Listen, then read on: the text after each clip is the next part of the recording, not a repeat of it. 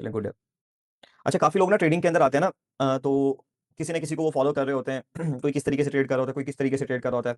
तो वो समझते हैं कि यार ये फ़ील्ड बहुत ही ज़्यादा मुश्किल है, ठीक है? क्योंकि नया जब बंदा आता है वो तो या तो तुक्के मारेगा इस तरीके से करेगा फिर आहिस्ता-आहिस्ता सीखना स्टार्ट करेगा। ये मैं उन लोगों की बात कर रहा हूँ जो थोड़ा बहुत जिनको बेसिक्स का आइडिया है, जो थोड़े बहुत सीखे हुए हैं, ठीक है?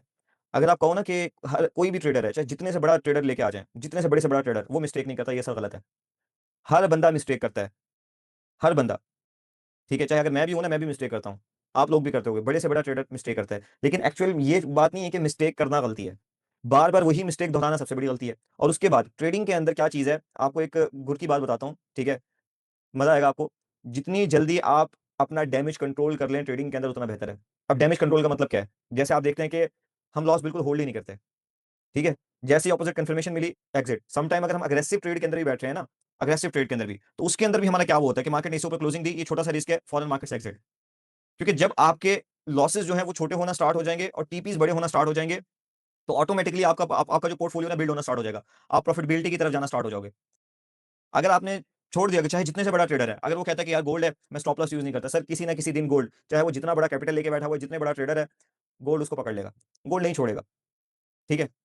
तो डैमेज जितनी जल्दी कंट्रोल करोगे, उतना हमारा ही बेनिफिट होगा। उससे हमें क्या होगा, उसका हमें बेनिफिट ये होगा कि लॉन्ग टर्म के अंदर एक तो हमारी साइकोलॉजी बहुत अच्छी हो रही होगी, अगर आप प्रॉपर सेटअप के ऊपर बैठ रहे हो। सेकंड नंबर के ऊपर जो आपको रिवॉर्ड मिल रहा होगा, लॉसेस आपके ऑटोमैटिकली कम होना स्टार्ट हो जाएँगे। ब्रेक इवन माइनस 5 पिप, 10 पिप, 15 पिप, इवन के ज़्यादा-ज़्यादा 20 पिप। आप टीपीज़ ले रहे होंगे 50 पिप का, 100 पिप का, 200 पिप का, 250 पिप्स के, ठीक है? इतने बड़े-बड़े मूव कैच कर रहे होंगे। तो यही असल चीज़ होती है। तो हमने डैमेज कंट्रोल करना सीखना है। कि जब हमें हमसे फॉर एग्जांपल मिस्टेक हो गई है, नो प्रॉब्लम सर, मिस्टेक होती रहती है। मुझसे भी होती है, आपसे भी होती होगी। गलती से कोई मतलब कि ट्रेड प्लेस हो गई है, कुछ भी इस तरह का सीन नहीं हो गया, कुछ भी इस तरह का सिनेरियो हो गया। ऑन द स्पॉट उसको बढ़ने ना दो। ठीक है? ये ना सोचो कि यार यहाँ से मार्केट आ जाए और मार्केट अगर वो रिएक्ट कर जाए, एग्जांपल के तौर पे आपने मिस्टेकली एक ट्रेड प्लेस की, आपकी कोई भी चीज़ थी, उसने अपोजिट कन्फर्मेशन दे दी। आप इस उम्मीद से बैठे हो कि यार शायद मार्केट आ जाएगी, शायद मार्केट आ जाएगी और मार्केट आ भी जाती है। ठीक है? मार्केट आ भी जाती है और वहाँ से आपको टीपी की तरफ लेके चली जाती है। आप कहोगे यार शिट! ये क्या कर दिया मैंने, मैं शायद होल्ड कर लेता, काश ना लगाता स्टॉप लॉस तो टीपी हो जाता। ये वाला जो काश है ना, ये अपनी ज़िंदगी से निकालना है ट्रेडिंग के अंदर। एक दफ़ा जो डिसीजन कर लिया, जो ट्रेड आपकी कन्फर्मेशन के अगेंस्ट है, दे दी, सर एग्ज़िट, उसके बाद मार्केट कुछ भी करे, चाहे मार्केट 1000 पिप गिर जाए, आपको फ़र्क ही नहीं पड़ना चाहिए। क्योंकि अगर मार्केट 1 या 2 दफ़ा दे रही है, बार-बार वो चीज़ नहीं करेगी। मार्केट वन साइड भी आपकी अगेंस्ट निकल गई और आप स्टॉप लॉस यूज़ नहीं कर रहे, तो सर मार्केट आपको नहीं बख्शेगी। फिर जहाँ आपने कोई 1% मार्केट को देना था, 2% देना था, इससे भी कम देना था, तो मार्केट आपसे एक ही दफ़ा 10%, 20%, 30% ले जाएगी आपका अकाउंट का और फिर आपका फिर वही माइंडसेट साइकोलॉजी खराब, फिर आप उसको रिकवर करने के चक्कर के अंदर मार्केट को पैसा देते जाएँगे। आप जल्दबाज़ बन जाएँगे, आप आपकी नज़र में वो नहीं होगा। एग्ज़ाम्पल लें, अब आपका अकाउंट है ना, ठीक है?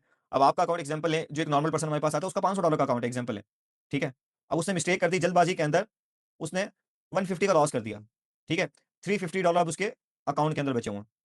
अब वो ये 350 को नहीं देख रहा, अब उसके माइंड में ये 150 चल रहा है, ठीक है? अब वो इसको 150 को 300 मतलब 500 करने के लिए 150 और ऐड करने के लिए वो गलत डिसीजन करेगा।